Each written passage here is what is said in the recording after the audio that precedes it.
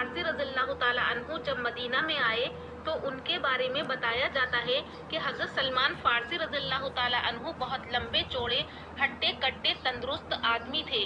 جب حضرت سلمان فارسی رضی اللہ تعالیٰ عنہ مدینے میں آئے کہ وہ مدینہ میں ایک یہودی آدمی کے غلام تھے جو بہت بڑا تاجر تھا، بہت بڑا بزنس مین تھا اور مدینے کی بہت ایکڑ زمینوں کا مالک تھا۔ تو اس شخص کے حضرت سلمان فارسی رضی اللہ تعالیٰ عنہ غلام تھے اور اس یہودی کے بارے میں بتایا جاتا ہے کہ یہ یہودی بہت کمزور اور دبلا پتلا تھا۔ یہ یہودی دن بھر اپنا کام کرتا اور حضرت سلمان فارسی سے بھی اپنا کام کراتا تھا، لیکن شام کو یہودی اپنی جگہ پر بیٹھتا اور اپنے سامنے سلمان فارسی رضی اللہ تعالیٰ عنہ کو بٹھاتا تھا۔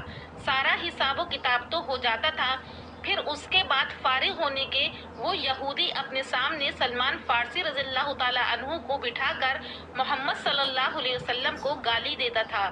پہلی گالی دیتا، دوسری دیتا، تیسری دیتا تو حضرت سلمان رضی اللہ تعالیٰ عنہ سے یہ برداشت نہ ہوتا تھا۔ وہ تڑپتے رہتے تھے۔ تڑپتے تڑپتے جب غصہ زیادہ آتا تو وہ اٹھتے اور فوراً اپنے مالک یہودی کا گریبان پکڑ لیتے تھے، کیونکہ سلمان فارسی تندرست تھے اور ان کا مالک یہودی دبلا پتلا تھا۔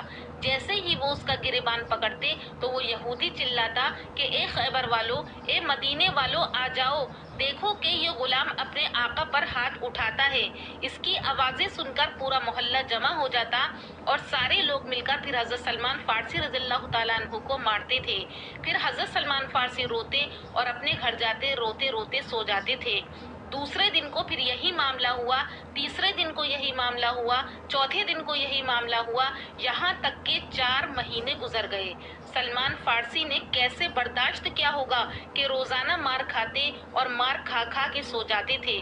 4 مہینے گزرنے کے بعد پھر ایک مرتبہ یہی معاملہ پیش آیا کہ یہودی بیٹھا ہوا تھا اور اس کے سامنے حضرت سلمان فارسی تھے۔ تو اس یہودی نے پھر محمد صلی اللہ علیہ وسلم کو ایسی نازیبا گالی دی کہ حضرت سلمان فارسی سے برداشت نہ ہوا۔ حضرت سلمان فارسی طاقتور تھے اور وہ یہودی دبلا پتلا تھا، تو حضرت سلمان نے اس یہودی کے ایک زور سے تھپڑ مارا تو وہ یہودی زمین پر گر پڑا اور چلایا تو 400 یہودی جمع ہو گئے اور ان 400 یہودیوں نے حضرت سلمان فارسی کو مارا اور اتنا مارا کہ بدن کا کوئی ایسا ٹکڑا نہ تھا جس سے خون نہ ٹپکتا ہو۔ آج سلمان فارسی مار کھا کے اپنے گھر واپس نہیں گئے، بلکہ رات کے سناٹے میں نبی کریم صلی اللہ علیہ وسلم کے پاس تشریف لے جا رہے تھے کہ دور سے حضور صلی اللہ علیہ وسلم کی نظر حضرت سلمان فارسی پر پڑی اور سلمان فارسی کی نظر حضرت محمد صلی اللہ علیہ وسلم پر پڑی تو وہیں سے سلمان فارسی نے رونا شروع کر دیا۔ اتنا تندرست آدمی رو رہا ہے اور اس کا بدن پورا خون سے لہو لہان، تو یہ دیکھ کر نبی کریم صلی اللہ علیہ وسلم نے فرمایا کہ اے سلمان کیا ہوا، کیا کہیں گر گئے، کہیں چوٹ لگ گئی؟ تو حضرت سلمان فارسی نے کہا کہ اے اللہ کے رسول، میں نے 4 مہینے سے ایک بات چھپائی، آپ کو بتائی ہی نہیں اور پھر پورا واقعہ سنا ڈالا۔ کہا کہ آپ کی محبت میں مار کھا کر آیا ہوں، 400 یہودیوں نے مجھے مل کر مارا ہے۔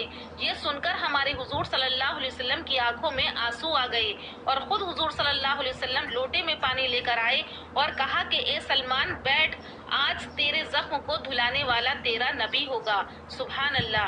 تو حضرت سلمان فارسی رضی اللہ تعالیٰ عنہ کانپ گئے اور کہنے لگے کہ اللہ کے رسول، میرا خون آپ کے ہاتھوں پر اچھا نہیں لگے گا۔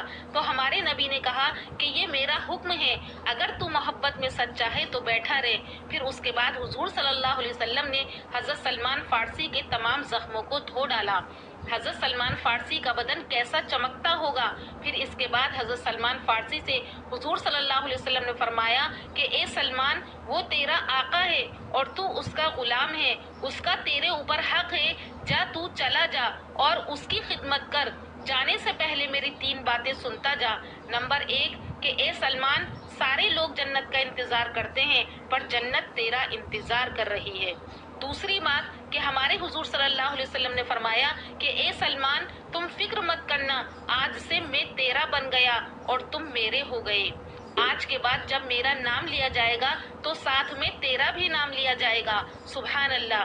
حضرت سلمان فارسی حضور کے اہل و عیال میں داخل ہو گئے۔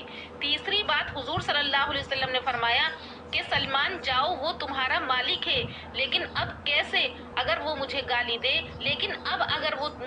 دے تو تم صبر کرنا، غصہ مت کرنا، اللہ راستہ نکال دے گا۔ حضرت سلمان فارسی رضی اللہ تعالیٰ عنہ پھر اپنے مالک کے پاس واپس چلے جاتے ہیں۔ پھر روز کے مطابق یہی معمول ہوتا ہے کہ پہلا دن گزر گیا، پھر اس نے گالی دی، دوسرا دن گزر گیا، پھر اس نے گالی دی، تیسرا دن، چوتھا دن، جب اس نے گالی دی تو حضرت سلمان فارسی رضی اللہ تعالیٰ عنہ سے برداشت نہ ہوا، کھڑے ہو گئے، پھر انہوں نے ایک زور کا تھپڑ اپنے مالک کے مارا اور اس کا وہ مالک یہودی زمین پر گر گیا۔ پھر 400 یہودی آ گئے اور سب نے مل کر حضرت سلمان فارسی کو مارا۔ پھر اس کے بعد حضرت سلمان فارسی نبی کریم صلی اللہ علیہ وسلم کے پاس تشریف لے گئے تو حضور صلی اللہ علیہ وسلم نے فرمایا کہ سلمان آج پھر مار کھا کے آ گیا۔ حضرت سلمان نے پوری داستان سنا دی تو حضور صلی اللہ علیہ وسلم نے کہا کہ میں نے تجھ سے کہا تھا کہ صبر کرنا، تو نے صبر نہیں کیا۔ تو حضرت سلمان فارسی نے کہا اللہ کے رسول، ایمان کا جوش تھا، صبر نہ ہوا۔ اے اللہ کے رسول، آپ کہیں گے کہ صبر کر، میں صبر کروں گا، لیکن اگر کوئی آپ کو گالی دے گا تو سلمان کا ایمان جوش مارے گا اور صبر نہ ہو سکے گا۔ اے میرے نبی، آپ مجھے پھر بھیجیں گے، میں سب برداشت کروں گا، اگرچہ وہ میرے جسم کے ٹکڑے ٹکڑے کر دے، یہ بھی برداشت کروں گا، لیکن اگر وہ آپ کو گالی دے گا تو یہ برداشت نہیں کروں گا، اس کو میں پھر تھپڑ ماروں گا۔ تو حضور صلی اللہ علیہ وسلم سمجھ گئے کہ سلمان سب کچھ برداشت کرے گا لیکن حضور کے خلاف کچھ برداشت نہیں کرے گا۔ تو پھر حضور صلی اللہ علیہ وسلم نے حضرت سلمان کو اپنے پاس بلایا اور کہا کہ سلمان، تو اپنے مالک کے پاس جا اور اب صبر مت کرنا، اور جا کر اس سے یہ کہہ کہ کیا مانگتا ہے مانگ اور مجھے آزاد کر دے۔ اے سلمان، وہ جو بھی مانگے مجھے آ کر بتانا، وہ تو نہیں دے گا، میں دوں گا، میں تجھے اس یہودی کی غلامی سے آزاد کراؤں گا۔ یہ سن کر حضرت سلمان فارسی رضی اللہ تعالیٰ عنہ بہت